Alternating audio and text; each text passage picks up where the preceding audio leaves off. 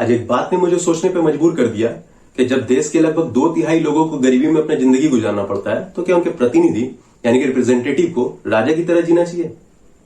और ये सवाल आप भी खुद से जरूर करेंगे। दरअसल बात शुरू होती है 1 अप्रैल 2004 से, जब सरकार ने आम जनता के लिए पेंशन बंद कर दी और इसके जगह पे न्यू पेंशन स्कीम यानी कि नेशनल पेंशन सिस्टम लाया गया, जिसमें लोग पेंशन के लिए खुद के पैसों को LIC, SBI life, ICICI prudential, HDFC standard life और स्टार यूनियन डाइची जैसे पेंशन फंड में कंट्रीब्यूट करते हैं।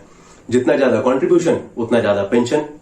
जबकि ओल्ड पेंशन स्कीम को कंसीडर किया जाए तो आपके रिटायरमेंट से पहले की जो लास्ट ड्रॉन सैलरी होती थी उसका 50% यानी कि आधा आपको पेंशन के रूप में मिलता था। ये नेशनल पेंशन सिस्टम से ज्यादा अच्छा तो प्राइवेट एम्प्लॉयज के लिए प्रोविडेंट फंड होता है। एटलीस्ट उसमें एक गारंटीड रिटर्न तो मिलता है जो एवरी ईयर फाइनेंस मिनिस्ट्री के द्वारा डिसाइड किया जाता है। जबकि एनपीएस में कंट्रीब्यूट किए गए पैसे शेयर मार्केट से लिंक्ड होता है। अगर आपके रिटायरमेंट के टाइम पे शेयर मार्केट गिरा हुआ है तो आपका जो इन्वेस्टमेंट है वो भी गिर जाता है। रिटर्न की बात तो आप सोच भी नहीं सकते हैं।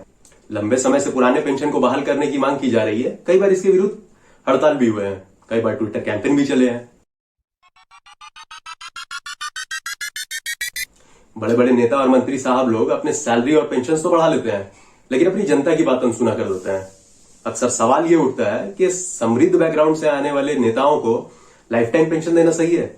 अगर हाँ, तो 60 साल तक जीवन खपाने वाले उन सरकारी कर्मचारियों को पेंशन क्यों नहीं? आखिर वे भी तो देश हित के लिए काम करते हैं। देश में अगर कोई एलपीजी गैस की सब्सिडी छोड़ देता है तो उसे 24/7 ब्रेकिंग न्यूज बनाकर दिखाया जाता है। सॉरी, दिखाया जाता है नहीं, दिखाया जाता था, क्योंकि अब एलपीजी गैस की सब्सिडी भी लगभग खत्म हो चुकी है।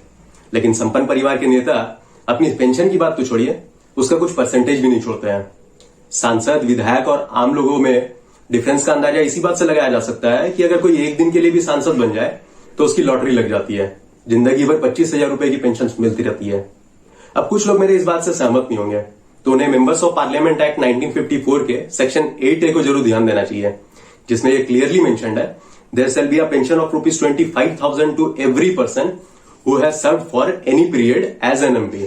जिसका क्लियर कट मीनिंग यही निकलता है कि अगर आप एक दिन के लिए भी सांसद क्यों ना बने हो, आप पेंशन पाने के हकदार हैं। इतना ही नहीं, अगर कोई नेताजी फॉर्मर MP और MLA दोनों रहे हो तो दोनों के पेंशन पाने के हकदार हो जाते हैं।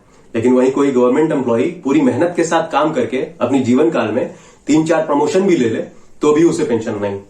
अगर कोई 4 साल 364 दिन भी पब्लिक सर्विस में बिता दे तो भी उसे ग्रेचुइटी का अमाउंट नहीं। क्यों? क्योंकि उसने अब तक 5 साल का क्राइटेरिया पूरा नहीं किया है। देश की रक्षा करने वाले उन सभी जवानों को हम सोल्जर कहते हैं, चाहे वो मिलिट्री फोर्सेस से बिलोंग करे या फिर पैरामिलिट्री फोर्सेस से। इवन आपने कभी न्यूज़पेपर में भी नहीं देखा होगा कि एक सोल्जर के शहीद होने पर उसे पैरामिलिट्री जवान कहकर डिनोट किया जाता है। तो फिर हमारी सरकारें इनमें भेदभाव क्यों करती है? मिलिट्री फोर्सेस को अब भी ओल्ड पेंशन, जबकि पैरामिलिट्री फोर्सेस को पेंशन नहीं। क्या वे देश की रक्षा के दौरान बॉर्डर पर शहीद नहीं होते, या फिर उनकी वजह से हम चैन की सांसें नहीं लेते? रिसेंटली अनाउंस अग्निपथ स्कीम के पीछे भी कई लोगों का यही कहना है कि सरकार अब अपने एक्सपेंसेस को रिड्यूस करना चाहती है। क्योंकि अगर आप 2022 के बजट को ध्यान दें तो डिफेंस मिनिस्ट्री को 5.25 लाख करोड़ का अमाउंट एलोकेट किया गया था, जिसमें से 1.19 लाख करोड़ केवल पेंशन के लिए था, which is a huge amount, not a small one.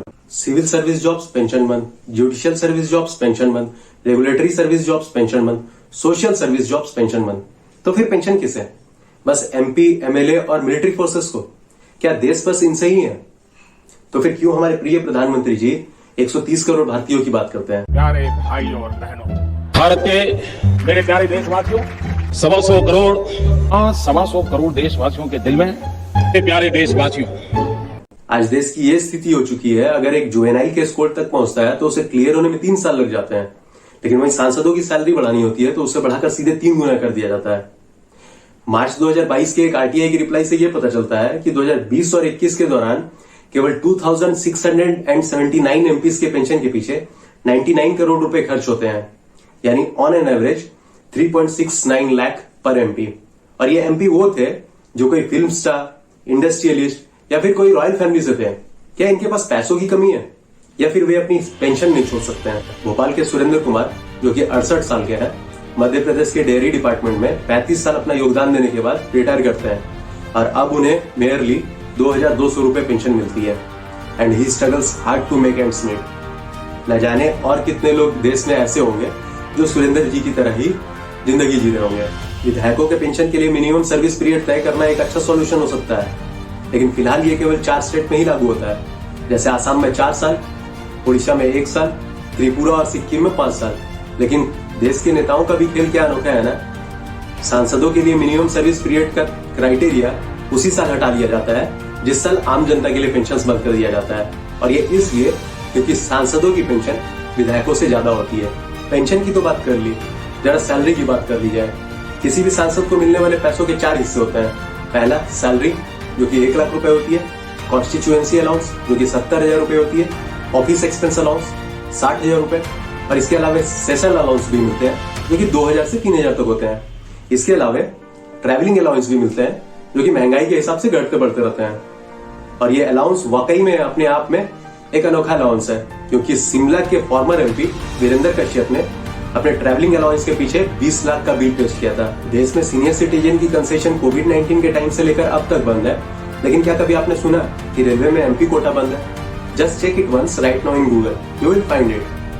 Former MPs are also entitled to travel in any train in second AC along with a companion or in first AC if alone. Former prime minister Lal Bahadur Shastri से लेकर कई नेताओं के example है जिनके पास retirement के बाद कोई भी पैसे नहीं थे, क्योंकि वे बस नैरेटिव सेट करने के लिए पब्लिक सर्विस नहीं करते थे, उन्होंने सच में अपने सैलरी को पब्लिक सर्विस में खर्च किया।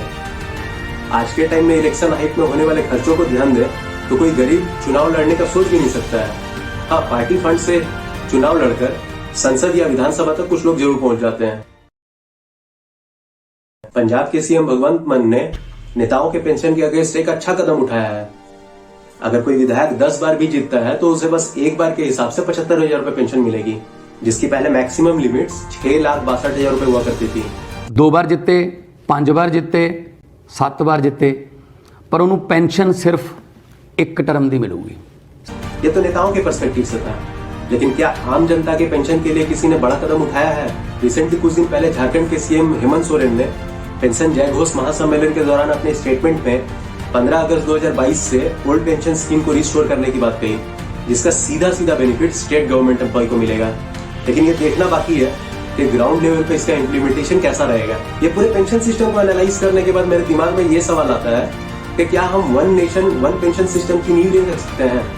अगर नहीं तो ये पूरे पेंशन सिस्टम को ही अबॉलिश कर दिया जाना चाहिए, क्योंकि आज के दौर में पेंशन केवल नेताओं तक ही सीमित रह गई है।